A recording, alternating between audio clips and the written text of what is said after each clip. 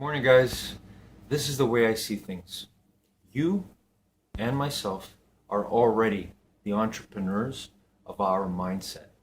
If everything in the world, all human beings, we all have a thought space, think of the thought space in the world. It's all connected, it's all energy. So, if that's the case, if we understand that, then it is our responsibility every single day to live our life in whatever we do, whatever job we have, even if we're a student, whatever it is that we're doing, whatever thing that we do, it is our job to be entrepreneurs of creating our own mind space, our own thought space. And you have the ability to make it the most positive thought space possible. And that will affect everything around you. So think about that today. It's helped me so much. I hope it helps you. Have a great day, everybody.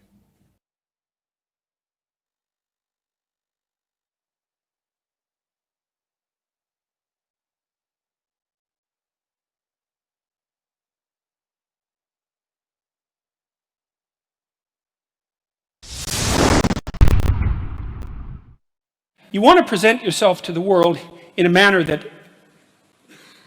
doesn't disgrace you in some sense. That might be a good way to think about it. And you don't want to disgrace yourself because the consequence of disgrace is emotional dysregulation, more pain, less positive emotion. And so the best way to present yourself is to stand up forthrightly and to stretch out, and to occupy some space and to you make yourself sort of vulnerable by doing that because you open up the front of your body, right? But it's a sign of confidence. And that way people are most likely to give you the benefit of the doubt. And that's a good way to start regulating your mood. But not only does it directly regulate your mood to stand up, because it's so tightly associated, like posture reflection is associated with serotonin and emotional regulation, but also because if you straighten up and you present yourself in that manner, then other people are more likely to take you seriously. And that means they'll start treating you as if you're a number 1 lobster instead of a number 10 lobster. And that's another way that you can at least give yourself the bloody benefit of the doubt, right? And confront the world in a courageous manner. Standing up has changed my life. Not just standing up for myself and standing up for what I might believe in, and the standing up, what is it? It's not metaphysical, the theoretical, I don't know. But actually standing up, like the physical standing up. Going from sitting down, like I am right now in my car, but to standing up has changed my life. Stand-up desks are now a huge trend and a huge boost, and I would definitely recommend checking some of those out. But when I first started standing up was probably, I don't know, maybe 20 years ago, 15 years ago. I just found that when I was on the phone and talking, see, this is how it started. So I'm actually now on my office is a trampoline. So I'm on a stand-up trampoline desk. I had to raise my desk 10 inches so that the trampoline could be underneath it. And I get 20 to 40,000 jumps a day on my trampoline. I went through 3 trampolines last year because they broke, because most are not designed to be jumped on that often. But trampolining while working might be a stretch for most people right now. If you ever see me and I'm doing an interview and I'm on my main computer, you might see me doing little micro bounces, and I'm trying to control it, like holding onto the desk, like don't bounce, don't bounce, don't bounce, because it can be annoying to watch on an interview. But for the most part, I'm bouncing up and down all day long on my trampoline. Now, why did I start this? Well, 15-20 years ago, I just found that when I was on the phone and I was talking to clients, I would be better when I was walking around. I don't know if it's a nervous energy or what, but when I sat down, it was less energetic, less like, let's go do this thing. And when I stood up, it was just, I had more energy. You could test for yourself. Do you have more energy when you're standing up or when you're sitting down? And so on calls, I would not just stand up, but I would walk around. I like to have something going on. People comment on some of my videos where I fidget with my ring. So my ring, whenever I'm thinking, I don't like to be meditative and still. I like to have something going on. So I'm often fidgeting with my ring, or you might see my ears move up and down every now and then when I'm thinking. I like walking around, just having something going. It helps me think and process better. And so that was the starting point, was just okay, cordless phone and walk around. Then I discovered a stand-up desk. I forget who it was. It might have been Tim Ferriss. Again, way back in the day. And the test was not a full-on stand-up desk, because those barely existed. But I took my bookcase and I cleared off all the books in the bookcase, and I found the shelf that was the kind of the best height to put my laptop on, and I just tried standing there. And I think this is a good life hack, not just for standing up or not, but just in general. If you want to try something, don't go off and buy the most expensive thing and wait 3 weeks for it to be delivered. Just go try something right now. So if you want to try stand-up desks, don't go buy a stand-up desk. Don't do that. That's the worst thing you can do. Don't spend a ton of money on a stand-up desk and then wait 3 weeks for it to be delivered to you. Just take a bookcase or take some boxes and put it at the right height and see how it feels. You want to start a YouTube channel? Perfect. Don't go researching and spend weeks buying the gear and the lights and the cameras and all that stuff. And most of the stuff in these little experiments end up failing, and now you bought all this gear that's just sitting in your garage, your closet or your mom's basement. The best thing to do is just start. Find a small way to just get started. And so I stood up at my bookcase, and the first day I didn't last very long. 20 minutes, 40 minutes, it didn't last very long. When you're not used to standing up, it's really hard. It's like, I need to sit down. And after that first 20 or 40 minutes, I got tired and I had to sit down because my body wasn't used to it. But while I was standing up, it's like, I really like this. This is cool. I have more energy in just answering emails and whatever else I was doing at the time. I had more energy. So I'm going to try it again. And that 20 minutes became 30 minutes, became 40, became 2 hours, became 4 hours, became 6 hours, to the point where it's like I could just stand up all day long. It became weird when people came over to my office because there were no chairs to sit down at. So when we're doing a meeting, I'm standing up, and so they were standing up because there were no chairs, and it felt awkward to have one person standing, one person sitting. And then they start getting tired because after 20 minutes of standing up, they got tired. So I had to bring chairs back to my office to host meetings, and but that was the process. That was the starting point, and it turned out to have all sorts of positive health benefits. And I had foot issues. I had the things that you put in your shoes. What are they called? Not implants.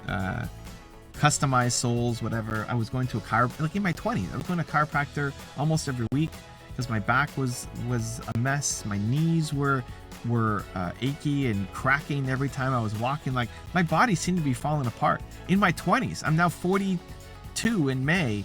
I'm 42, and my body is in better condition than I was in my 20s, because I think a big factor is because I'm on a trampoline all day long.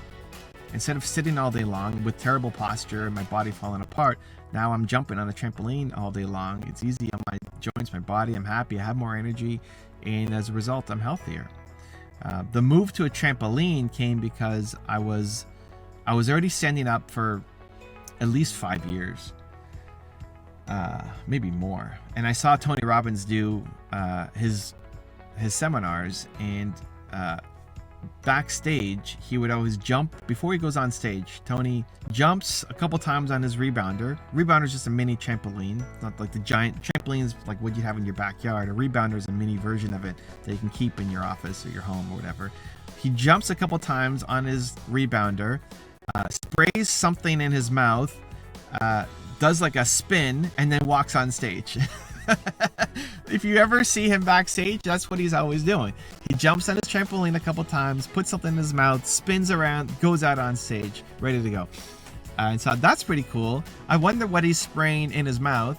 And I like the whole trampoline thing. If I'm already standing up, why not get a trampoline and try? And so again, what's the easiest way to go off and do it? Well, I went to my local Walmart and I bought a rebounder and brought it home.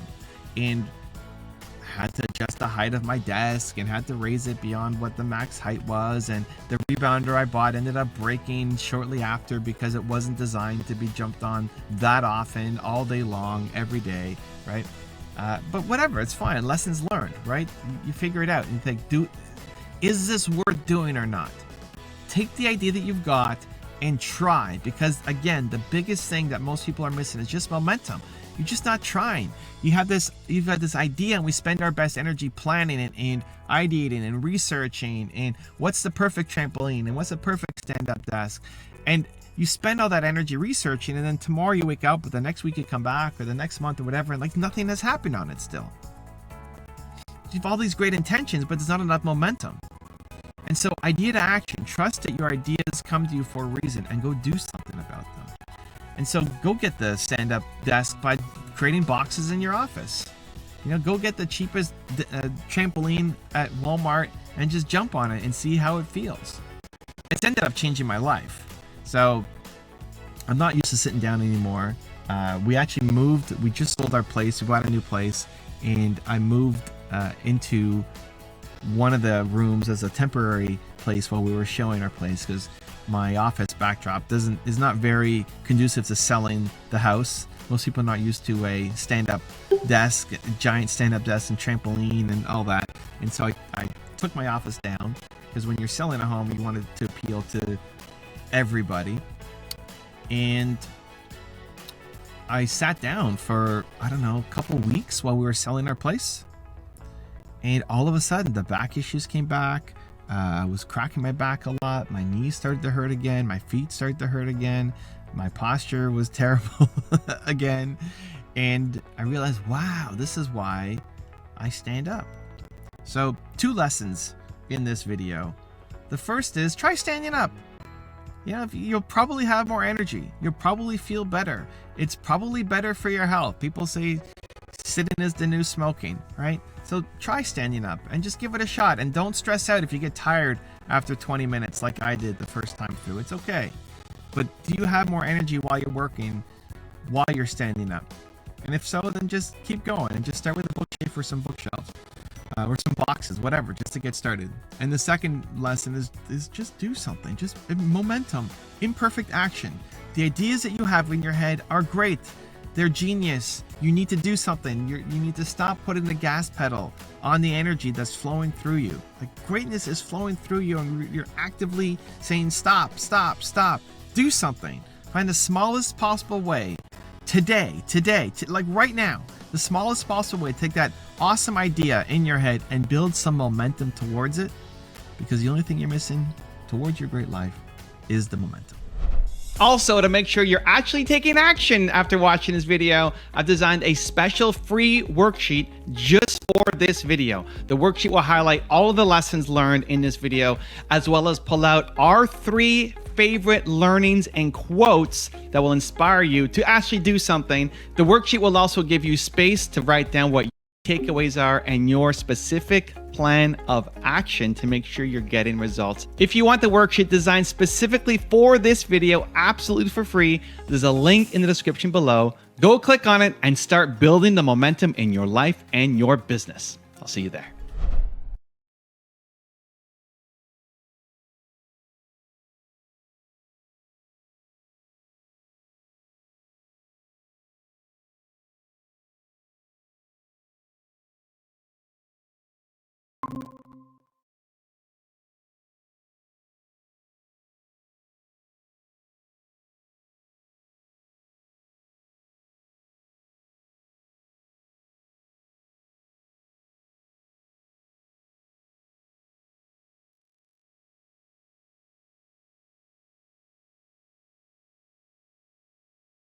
Good morning, guys. Today, Jack Ma shares with us in his top 10 rules for success the idea that of trust. Trust is the most important thing.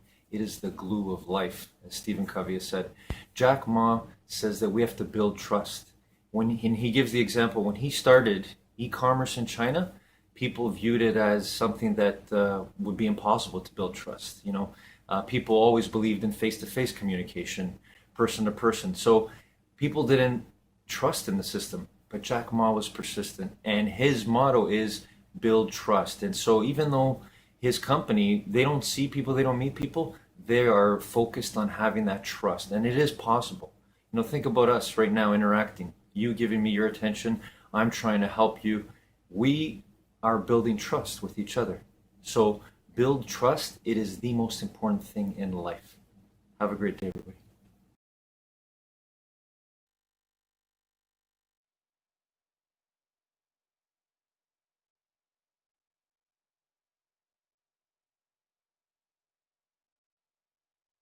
You see, this is where the attraction starts. It starts here in the non-physical world.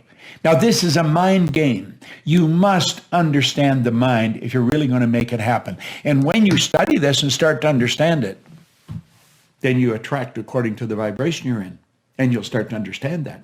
You control the vibration. Your brain is an electronic switching station. As you activate brain cells, you alter the vibration you're in. As you alter the vibration, you alter what you attract into your life. So do you see, you've got to understand how to control the vibration. And you can do that. And I'm going to show you. I'm going to give you a quick lesson in it.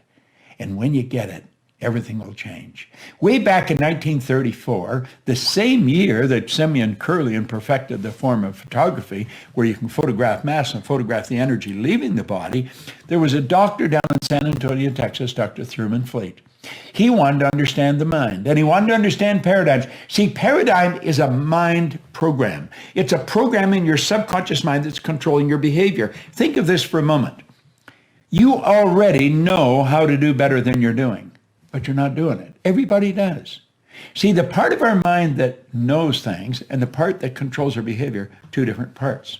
That's right. So let's talk about your power, your mind, and your paradigm. The paradigm is the programming in the subconscious mind that controls our behavior. Now, Fleet understood this, and he was very much into holistic health and very much into metaphysics, and he said, nobody's ever seen the mind. The mind is an activity, it's not a thing, and no one's ever seen it. He said, I am going to eliminate confusion. I'm going to make a picture of the mind. And he drew a picture. He says, just use your imagination, and this becomes the mind. Now look at that. Do you know that this is the most magnificent idea I've ever come across in 55 years of studying ideas? I've got a beautiful library here. I have another one in the house. I'm in my studio right now. And we take that circle and we draw a line across. And then we say, that's the conscious mind, that's the subconscious mind, and then there's the body. Now I want you to really play with this. That is without question the most valuable idea I've ever learned. Leland Bell van der Waal, who's gone now, God bless him, he shared that with me. See, I had been studying with no formal education, no business experience. My income went from nothing to over $1 million a year. I was cleaning offices. I just wanted to earn some extra money. But I started to use this information and the business started to grow. I was living in England and I wondered, how did I do this? I knew that I wasn't that smart. I'd been raised to believe if you're going to earn a lot of money, you've got to be really smart. I wasn't that smart, but I was earning a lot of money. I was raised to believe if you don't have a good formal education, you'll never get a good job. Well, I didn't have any formal education. I had 2 months high school. I didn't have a good job. I owned the company. I did not believe that there was an emotional or capricious God that reached out and blessed me, and I didn't think I was lucky. So I made up my mind I was going to figure out why I changed, and I started to study, and I never stopped. I was living in Chicago. I left my business and I went to work with Earl Nightingale and Lloyd Conant because I knew that they knew something I wanted to know. And I was working there and somebody told me about a guy in Vancouver, British Columbia. So I jumped on a plane and off I went. As soon as he opened his mouth like that, I knew he knew what he was talking about. When the meeting was over, it was a couple of days, I went and asked him, I said, could I spend a couple hours with you? And I remember him looking at his watch and he said, I'd like to spend a couple hours with you, but he said, I got to catch a plane. And I said, I got to catch a plane too. I don't mean right now. He said, where are you going? I said, I'm going home. He said, where do you live? And I said, Chicago. Well, he said, what are you doing out here? I said, I come out to hear you speak. I think he was impressed that I flew so far to listen to him. He said, I'm not going to be in Chicago anytime in the near future, but I'm going to be in Toronto. And I said, I'm actually from Toronto. I'll come over there and see you. It's only an hour away. And so I flew over. The two of us sat down, which was going to be for a couple hours. We were there for about 3 days. And he started to show me things about the mind. Everything I had studied for over 10 years was all coming together. And if you follow what I'm teaching, if you really listen to what I'm saying, everything you've studied is going to come together. Hey, it's Evan Carmichael, and this channel was created to help you overcome the #1 challenge that is holding you back. a lack of belief in yourself. You watch these videos because you know you've got something more inside you. You've got Michael Jordan level genius at something. So today, let's live your best belief life and learn some of the law of attraction secrets. Enjoy. Secret number 2 is be open to possibilities with Rhonda Byrne. Can you share what is the law of attraction? And is it possible that anyone can truly achieve what they want if they use it effectively? And also, part 2 of this question, what's the quickest way to hold you back from the law of attraction? So one of the ways that I talk about the law of attraction or the secret is sort of in a different way from the way I used to speak about it, because I'm always looking at how can I make it even simpler.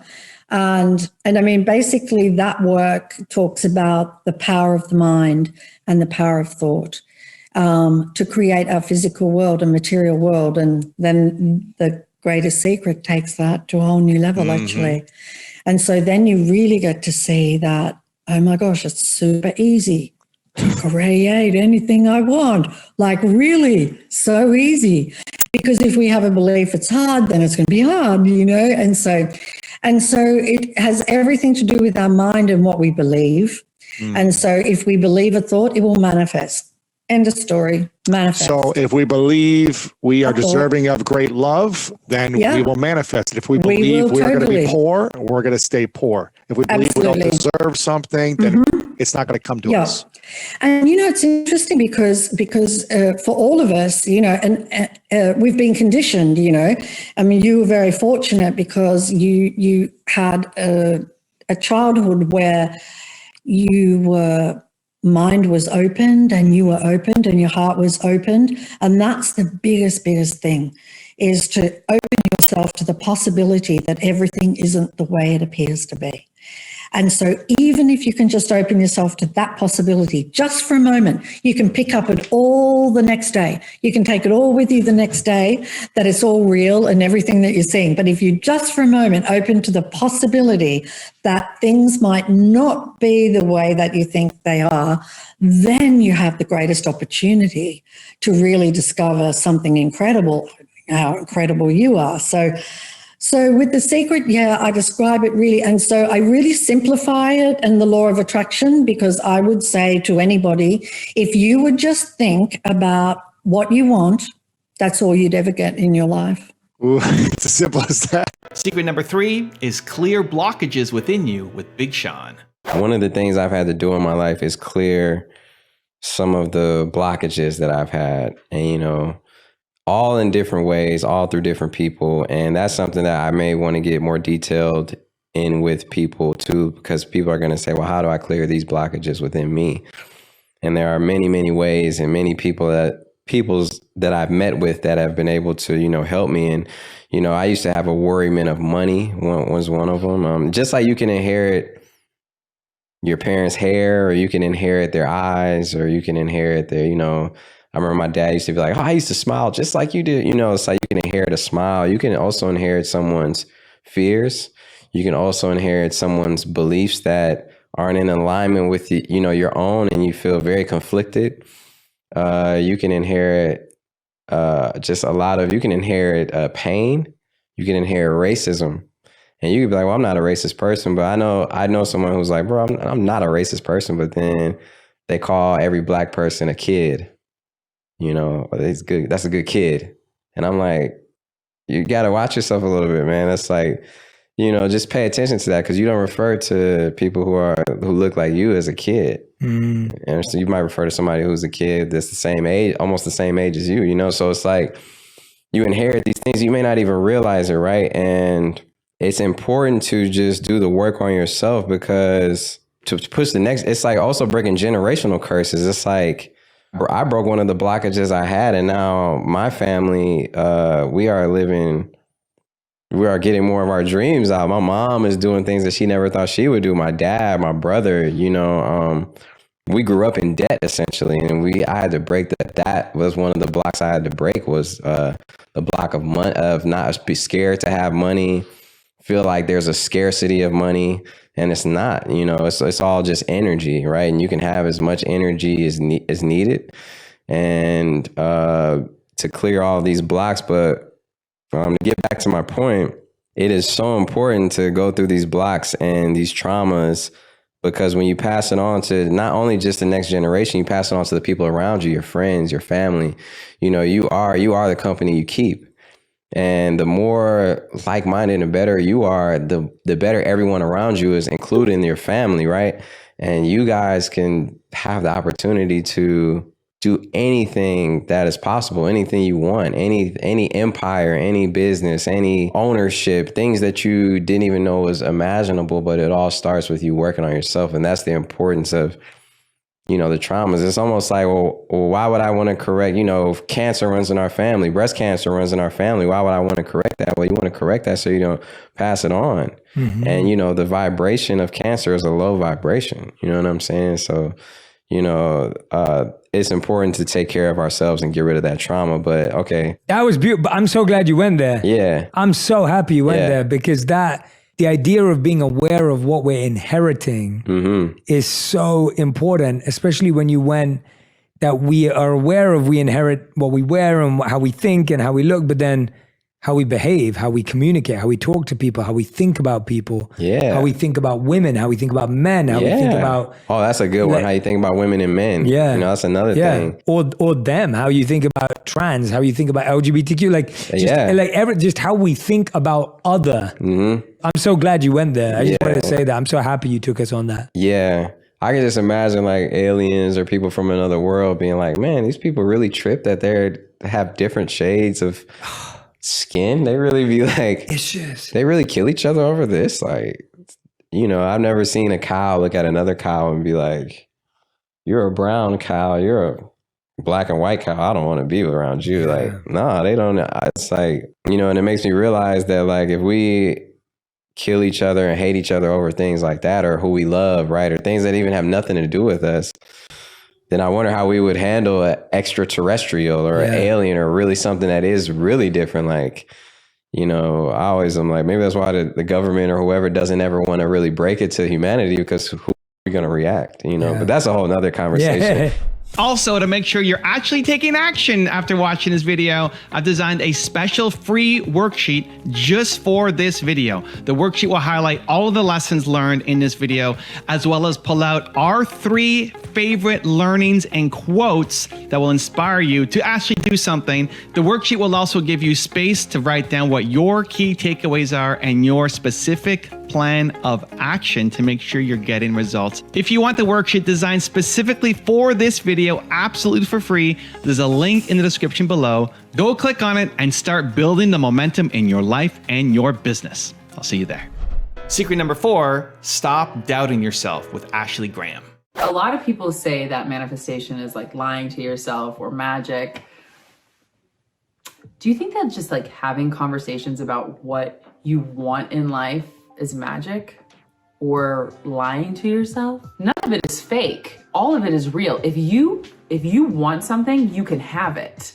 And I'm not like, you know, I'm not one of these people that's like on a stage, like giving you a notebook and having you stay for a week and putting you through trial and errors and all these things.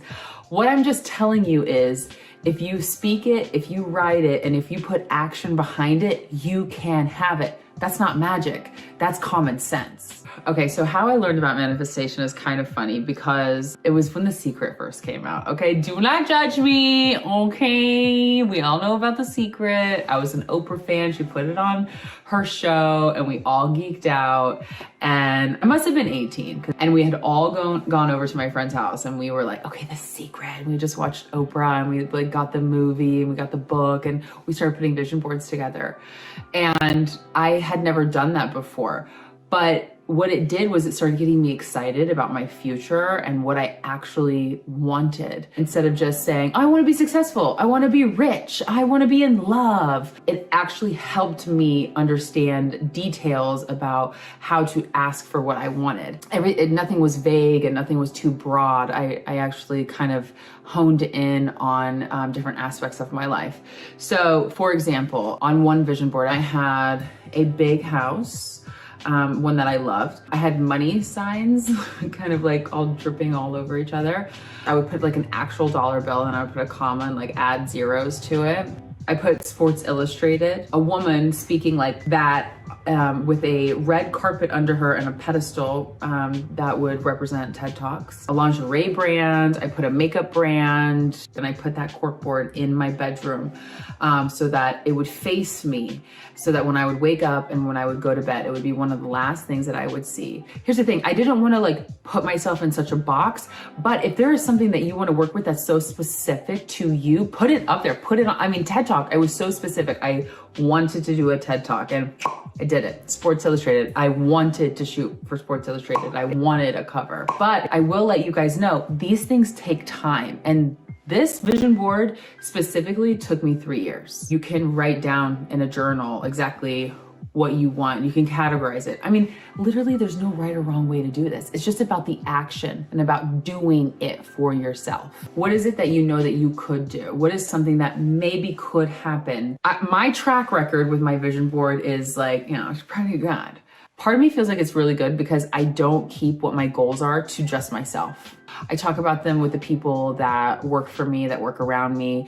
I'm not just keeping a secret that, get it, a secret. Don't just keep the secret, talk about it. In talking about what you want and what your goals are and what your dreams are, people want to help you. People want to come in and give you a helping hand, whether it's just a piece of advice or a leg up or, you know, a loan, whatever it is that you're looking for. If you're manifesting all of these big dreams and you have all these big goals, but you're going behind your own back and talking to yourself in the mirror and saying, God, you really suck and you really are dumb and you really need to get it together. You have nothing going on for yourself. What are you doing?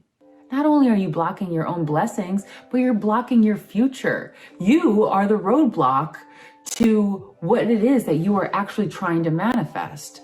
Make sure you're talking well to yourself and about yourself, because all of that has to do with what it is your dreams and your goals are. Remember to congratulate yourself when you reach your goal, because that's the biggest thing, to be able to look back and see what your achievements are and to not be constantly looking forward to what have I not done?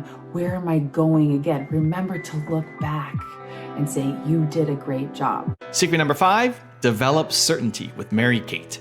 Everyone wants to manifest things fast. We are in a society where everything can happen instantly. Remember the old days where you had to go to a library to learn about something or research about something? Anything you were curious about, you had to go to the library and actually look it up. And now we can literally have the answer to any question that pops into our mind within 30 seconds or less through a smartphone. Times have changed a lot. We expect things immediate and fast, and of course the same applies to manifesting. We think of something we want, we ask for it, we hold the space, we follow the steps, and then we want it right now. And I totally get it. That's normal based on the way we're programmed in society. It's the instant gratification that we are programmed to expect. But when it comes to manifesting, time really is an illusion. Because everything you desire is already here and it already exists. You just have to align with it and attract it. Typically, what I see with a lot of clients and even personal friends is that they follow a few steps and they think they did everything correctly, but then when it doesn't show up right away or by the deadline that they set, they panic or get frustrated or just give up. But the thing about manifesting is that the magic truly happens when it looks like that thing isn't happening and isn't going to show up, and then the very last second it shows up anyway. There is this beauty and power and magic in creation. So let's get into this powerful manifesting hack that I swear by. But also, let me be clear, it's not up to you to control the timing or force anything to happen based on what you think is best. It's more about allowing. But this hack will make your manifestation show up much more quickly than if you hadn't used this. So here it goes. I always say what you expect is what you attract, because expectations are a fundamental force in what you experience. Think about all of the expectations you have on a daily basis. You expect to wake up. maybe at a certain time, maybe not. You expect to have coffee or tea or eat breakfast or not. You expect to maybe go to work or you have a morning workout. You expect to eat at a certain time, be home at a certain time, go to bed at a certain time. You expect to see certain people, talk to certain people, experience certain things throughout your day. And in turn, that creates your reality. These are all expectations that you've created based on your routine. But imagine if you expected the thing that you want as being real. What if you were able to shift into a certain energetic frequency to attract much quicker? This is what I want to show you how to do right now. So here's how it all works and what to do. The way this hack works is by shifting energies and changing your expectations, because what you expect is what you attract. I'll be saying this a lot because I have to drive this one home. It's so important. What you expect is what you attract. So in order to do this manifesting hack, you're going to have to grab a paper and pen, and let's get started. The first thing you're going to do is write down the words, I am certain, followed by whatever it is that you intend to manifest. And I mean, actually write it. Don't just type this on your computer. Don't just say this in your mind. In order for this manifesting hack to truly work, you have to write it down on paper. So you're going to write down the words, I am certain, and then insert the thing that you intend to manifest, but do it in present tense. It is so important that you actually write this because there is power and scientific proof that writing things down helps solidify it in your mind. So don't skip this step. Get off your chair, go get that paper and pen, and actually write the words, I am certain, followed by the intention of what you want. And make sure you write this in present tense. That's extremely important to note. So for example, I am certain that I have blank. I am certain that blank is mine. I am certain that I have more money than I know what to do with. I am certain that I have the most amazing, supportive, loving partner. I am certain that this is mine. So you write down the words, I am certain, followed by a statement of the thing that you intend to manifest in present tense as if it's already here and that you're certain of it. And after you write it down, I want you to sit in the feeling and the energy of being certain that it's yours for as long as you need. And this feeling of certainty can feel different for each person. Maybe it just feels like this wave of comfort and relief that you are so certain of it that you don't have to worry about when and how. Just feel the feelings of being 100% totally certain that it's going to happen, and it's so obvious that you can't imagine it not happening. Just like how you are totally certain of the things that you expect throughout your day, explore the feeling of certainty that this thing will for sure happen no matter what. What does that feel like to you? And I know that you probably want an exact amount of time to sit in this feeling, but the amount of time that you need is different for each and every person. It's based on your thoughts and your beliefs and your resistance about this thing that you want. It'll determine how long you need to stay in this feeling. So I can't give you an exact answer of like 10 minutes, 20 minutes, an hour. Do what feels best for you. You will know how long to do it based on how you feel. So trust that and trust yourself. When you use this manifesting hack, you are tapping into the same energetic frequency of the thing that you want, and therefore you are attracting it much more quickly. The feeling of certainty has a really powerful energetic force behind it because it shapes your physical reality. So if you are putting out the energy of certainty that you know and expect it fully that it will show up, it sets forth an activation of your desire. Did you know that there are actually 6 principles that, when used in a specific order, create an activation for your desire to show up in your reality? Yes, this is really how it works, and it really is that simple. And I've developed an entire system that shows you exactly what to do, when to do it, and how inside of the Manifesting Activation System. This system works for each and everything that you intend to manifest using a combination of quantum physics, energy work, subconscious programming, and mindset work designed to clear resistance, shift your energy, and create new beliefs and expectations about what you get to have. It's truly groundbreaking, and the results are incredible. And secret number 6, the last one before some very special bonus clips, is organize your mind with Sadhguru. A well-established mind, a mind which is in a state of samyukti, is referred to as a kalpavriksha. If you organize your mind to a certain level of organization, it in turn organizes the whole system. Your body, your emotion, your energies, everything gets organized in that direction. Once all these 4 dimensions of you, your physical body, your mind, your emotion and the fundamental life energies are organized in one direction. Once you're like this, anything that you wish happens without even lifting a little finger actually. It would help to assist it with activity, but even without doing any activity, you can still manifest what you want if you organize these 4 dimensions in one direction and keep it unwavering in that direction for a certain period of time. Right now the problem with your mind is, every moment it is changing its direction. It is like you want to travel somewhere and every 2 steps if you keep changing your direction, the question of you reaching the destination is very remote unless it happens by chance. So, organizing our minds and in turn organizing the whole system and these 4 basic dimensions of who you are right now in one direction, if you do this, you are a Kalpavruksha yourself. Anything that you wish will happen. But right now, if you look at your lives, everything that you have wished for till now, if it happens, you have finished. Everything and everybody that you have desired for, if all of that lands up in your house today, could you live with that? So if you want to become empowered, it is also important that you become responsible as to what you ask for and what you don't. Right now the world's situation is just this, we are hugely empowered with technology. Today it doesn't take 6 billion people to destroy this planet. One man by pressing the wrong button can destroy the whole planet. When we are empowered like this, it's very important that our physical action, emotional action, mental action and energy actions are controlled and properly directed. If it is not so, we become destructive, self-destructive. Right now, that is our problem. The technology, which is supposed to make our life beautiful and easy, has become the source of all the problem, that we are destroying the very basis of our life, which is the planet.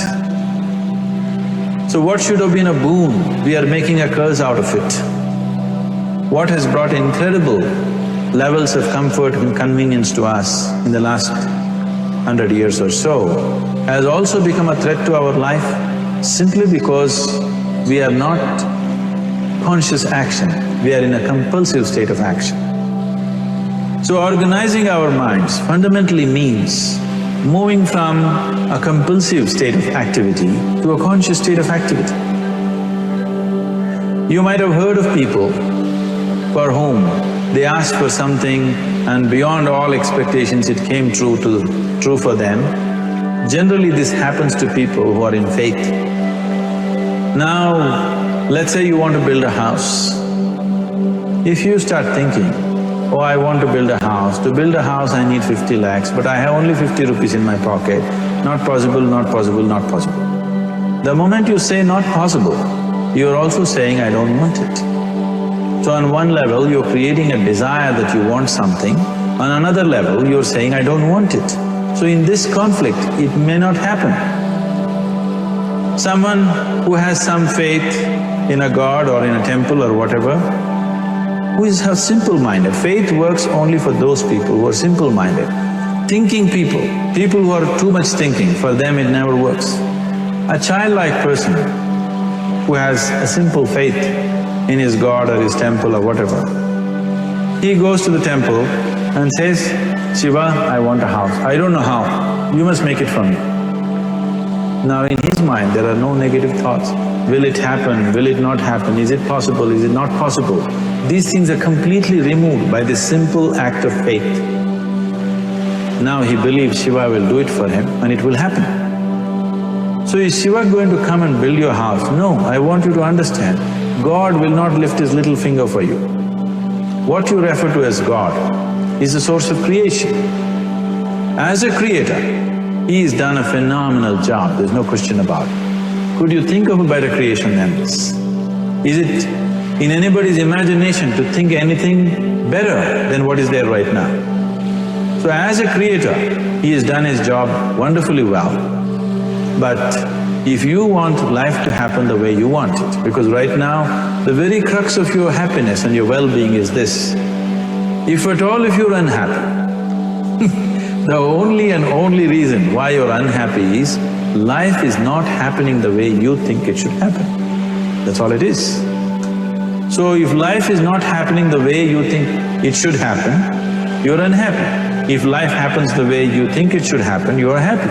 It's as simple as that. So if life has to happen the way you think it should happen, first of all, how you think, with how much focus you think, how much stability is there in your thought, and how much reverberance is there in the thought process will determine whether your thought will become a reality or is it just an empty thought. Or how you do not create any impediments for your thought by creating negative thought process. Is something possible or not possible? Is destroying humanity. What is possible and not possible is not your business, it's nature's business. Your business is just to strive for what you want. Right now you're sitting here.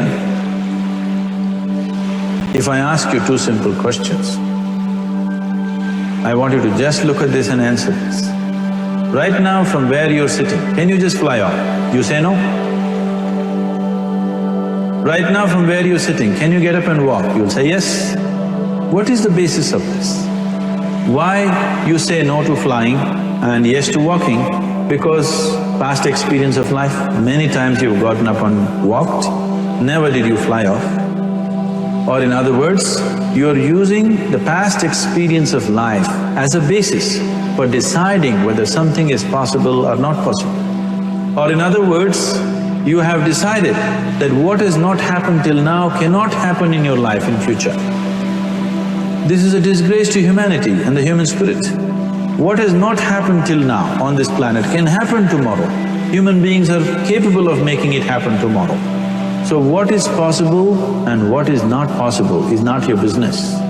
That is nature's business. Nature will decide that. You just see what is it that you really want and strive for that.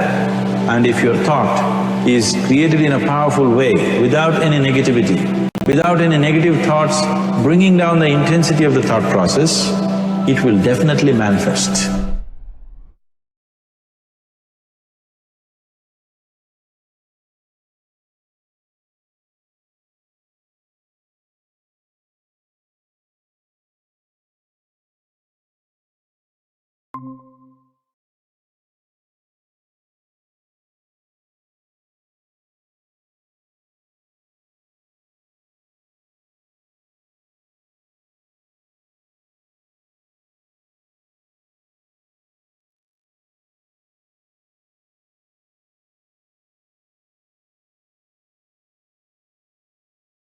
Good morning, guys. I want to share with you a funny story. Happened yesterday. I'm not sure if any of you know, but I work with students every single day, and we work on the power of our minds and how it connects to our health and physical education program. So yesterday with kindergarten students, we were working on that, and there was a part where I was so proud of them. They were all so focused. They were using the power of their minds to control their bodies, and it was incredible. So I said to them, guys, I could feel the energy in this room. Feel the difference when all our minds are working together. And you could see them. They were into the zone. And what happens, of course, with that intense, amazing energy where these young 4 to 5-year-olds are so focused, a kid starts hiccuping. And it was so funny. I wanted to laugh. Of course, I couldn't. But inside, I was laughing. I thought I'd share with you. Here we were building infinite mind wealth together. And then the uncontrollable happens. So you gotta laugh sometimes. Have a great day, everybody.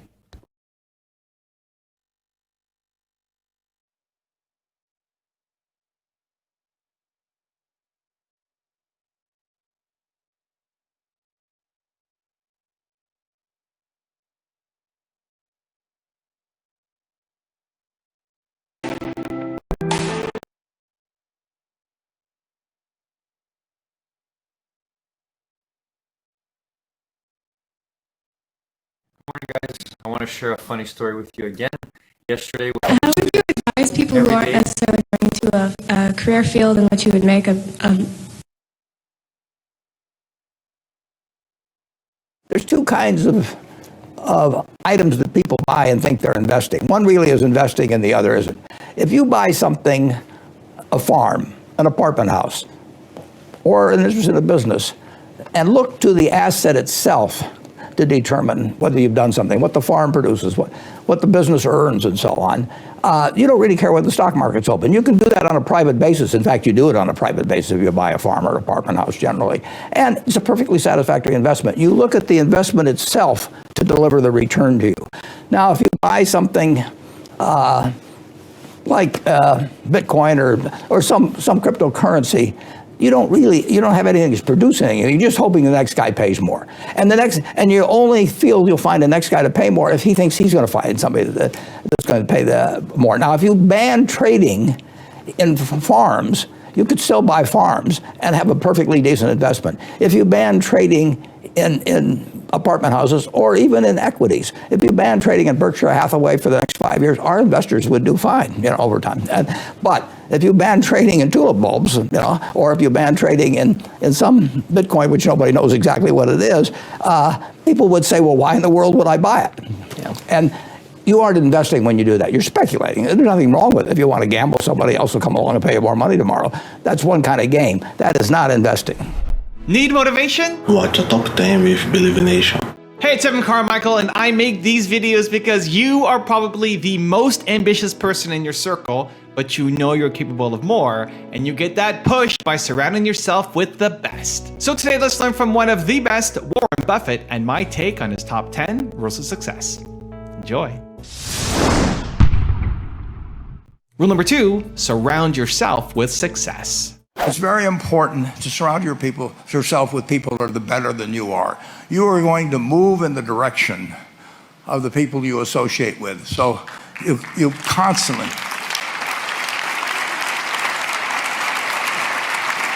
I've been enormously lucky in that respect. I mean, I've just had teachers and friends and a spouse that really was a better person than I was, and I had enough sense to learn from these people that life went better if you behave better yourself. It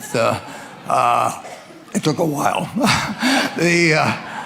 So I advise you to seek out, as your partner in business, your partner in life, whatever it may be, look for the people that actually are examples to you, rather than somebody that you think you need to straighten out yourself. And simple rules like that, delighting customers, working through other people, associating with people that will cause you to move in a better path than you might otherwise have, they will take you so far in life that it's hard to believe. Rule number 3, love the people you work with. If you can in life, work at what you love with people you love. And it comes back at you. Love is something you can't get rid of. If you give it to other people, you get it back. If you try to hold on to it, it disappears. I mean, it's unlike anything else in the world. And we put on this whole show. We've got probably 300 to 400 people from our subsidiaries coming in. We have everybody in the world wanting hotel rooms. We've got them. I mean, all the things that go with having 40,000 plus people come and having a 200,000 square foot exhibition hall and everything else. And that basically is handled by the people in our office. We've got 25 people in the office. We had 25 last year. We got 25 this year.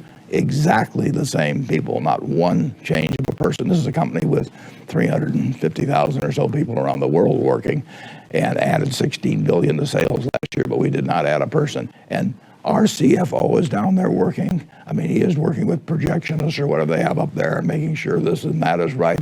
Everybody, our tax, the woman that is in charge of our taxes, you name it, everybody pitches in and they all have a good time. Rule number 4, find good mentors. I didn't want to go to college, so I don't know whether I would have done better or worse if I'd just quit after high school, and read the books I read and all of that.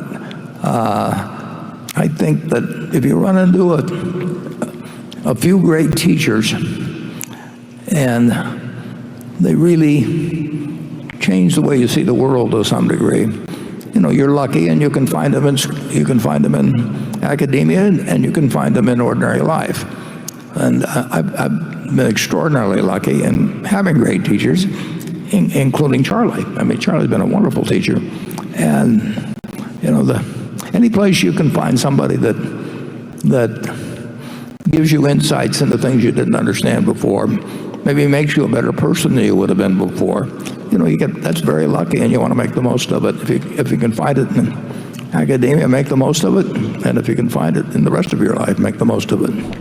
Also, to make sure you're actually taking action after watching this video, I've designed a special free worksheet just for this video. The worksheet will highlight all of the lessons learned in this video, as well as pull out our 3 favorite learnings and quotes that will inspire you to actually do something. The worksheet will also give you space to write down what your key takeaways are and your specific plan of action to make sure you're getting results. If you want the worksheet designed specifically for this video, absolutely for free, there's a link in the description below. Go click on it and start building the momentum in your life and your business. I'll see you there. Rule number 5, invest in yourself first. By far the best investment you can make is in yourself. I mean, for example, communication skills. I tell the students that come that they're going to graduate schools and business, and they're learning all these complicated formulas and all that. If they just learn to communicate better, and both in writing and in person, they increase their value at least 50%. And, I mean, if you can't communicate, somebody says, it's like winking at a girl in the dark. Nothing happens, basically. And you have to be able to get forth your ideas, and that's relatively easy. I did it myself with the Dale Carnegie course. Some people wish I'd taken a shorter course now in terms of my talking later on, but it's just hugely important. And if you invest in yourself, nobody can take it away from you. Rule number 6, focus on customer experiences. You don't necessarily get it right exactly right the first time. I mean, the car leasing business, basically you were competing on the cost of money to finance cars. And it's very hard to delight a customer when you just give them the car and tell them to send you a monthly check for 5 years and you'll be back at that time. So his talents were being wasted basically in that business.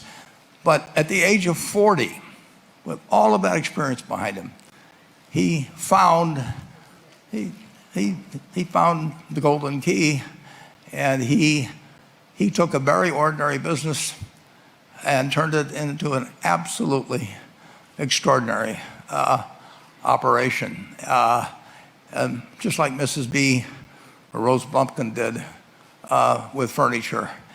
And he didn't worry about whether the Federal Reserve was going to tighten or ease. He didn't worry about whether the stock market was up or down yesterday. He didn't worry about the things he couldn't change. But he did focus on the one thing he could change, and that was the customer's experience. And I have seen the one that got away, Enterprise. I went down to Florida and tried to talk him into selling to Berkshire, and he was smart enough not to do it. Probably the value of the company has quadrupled since I made that visit. But he was smart enough to see that he would find that business. Henry Ford, as you may know, failed twice before he started the Ford Motor Company in 1903. I mean, the test isn't whether you get the greatest business idea in the world the first time out. The test is whether you keep learning as you go along what your strengths are and what you can do for your customers, what you can bring especially to the party. And to do that, you need the education that I know you've received through 10,000 small businesses, but you need a genuine desire day in, day out to delight the customer. I've never seen a business, and I've seen a lot of businesses, but I've never seen one that delights the customer that doesn't succeed. I mean, what you want is that customer the next day when they think, do I want to rent a car or do I want to buy some furniture? What goes through their mind? It's the place where they've had a great experience. I don't know what I paid for this tie. Actually, probably if somebody gave it to me, but for the purposes of this speech, I will say I have no idea. But or the shirt I'm wearing, or this, but I do know. I will remember how I was treated when I bought it. I mean, you long forget about the price, but you never forget whether you had a good experience or a poor experience with the purchase experience. Rule number 7, get great partners. The most important thing, aside from the things I've talked about already, is really who you associate with. You want to associate with people that are better than you are. I mean, basically, you'll go in the direction of the people that you associate with, and you want to have the right heroes.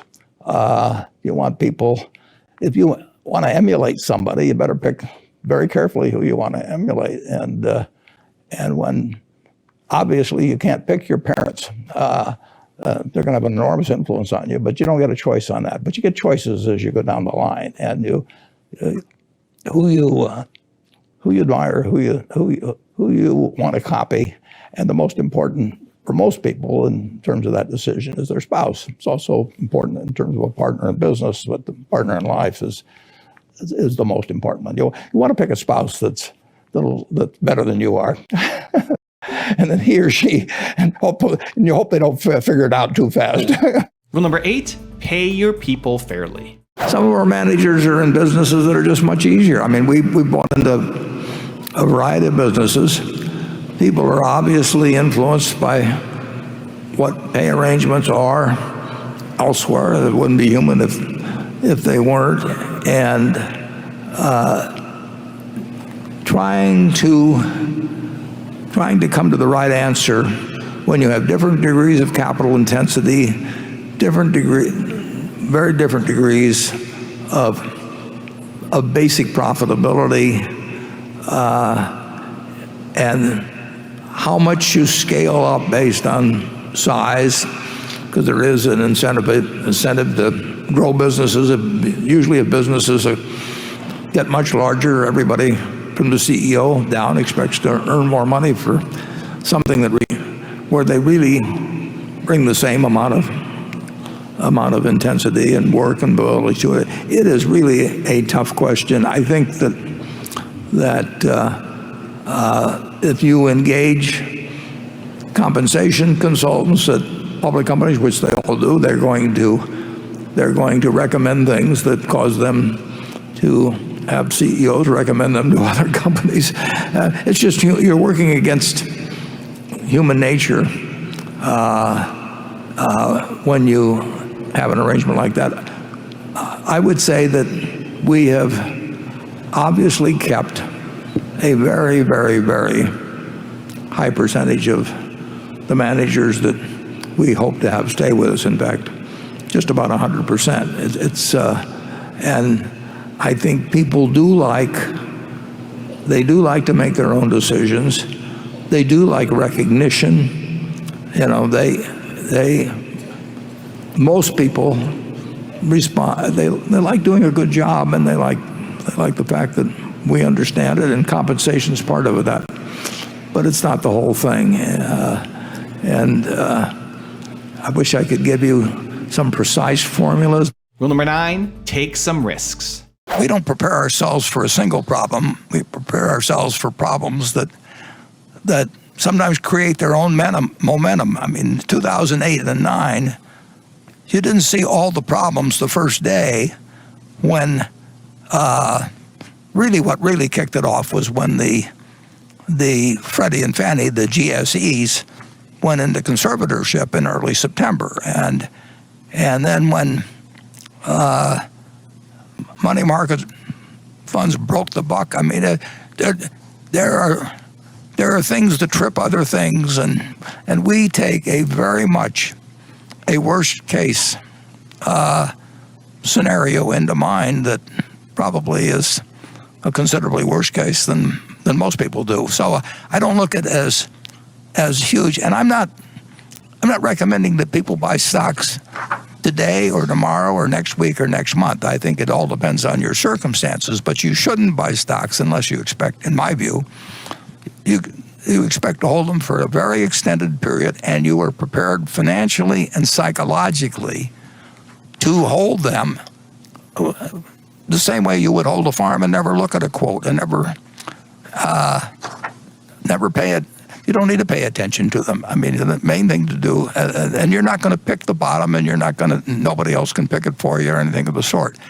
You've got to be prepared to, when you buy a stock, to have it go down 50% or more, and be comfortable with it as long as you're comfortable with the holding. And I pointed out, I think a year, maybe 2 years ago in the annual report, just the one before this most recent one, I pointed out that there have been 3 times in Berkshire's history when the price of Berkshire stock went down 50%. 3 different times. Now, if you owed it on borrowed money, you could have been cleaned out. There wasn't anything wrong with Berkshire when those 3 times occurred. But if you're going to look at the price of the stock and think that you have to act because it's doing this or that, or somebody else tells you, well, how can you stay with that when something else is going up or anything? You've got to be in the right psychological position. And frankly, some people are not really careful. Some people are more subject to fear than others. It's like the virus. It strikes some people with much greater ferocity than others. And fear is something I've really never felt financially, but I don't think Charlie's felt it either. But some people can handle it psychologically. If you can't handle it psychologically, then you really shouldn't own stocks because you're going to buy and sell them at the wrong time. And you should not count on somebody else telling you this. You should do something you understand yourself. If you don't understand it yourself, you're going to be affected by the next person you talk to. And so you should be in a position to hold. And I don't know whether today is a great day to buy stocks. I know it will work out over 20 or 30 years. I don't know whether it'll work out over 2 years at all. I have no idea whether you'll be ahead or behind on a stock you buy on Monday morning. And rule number 10, the last one before some very special bonus clips, is have an investor's mindset. You have to have the attitude that you're buying part of a business and not that you're buying something that wiggles around on a chart or that has resistance zones or 200-day moving averages or that you buy puts or calls on or anything like that. You're buying part of a business. And if you buy intelligently into a business, you're going to make money. And then you have to buy something that, in my view, which you do if you're buying a business, that you're not going to get a quote on for 5 years, that they're going to close the stock exchange tomorrow for 5 years, and that you'll be happy owning it as a business. If you owned Coca-Cola, it didn't really make any difference in 1920. When I went public, the important thing was what I was doing with customers. And you probably would have been better off if there wasn't any market in it for 30 or 40 years, because then you wouldn't have gotten tempted to sell it. And you'd just watch the business and you'd watch it grow and you'd feel happy. So the proper attitude toward investing is much more important than any technical skills.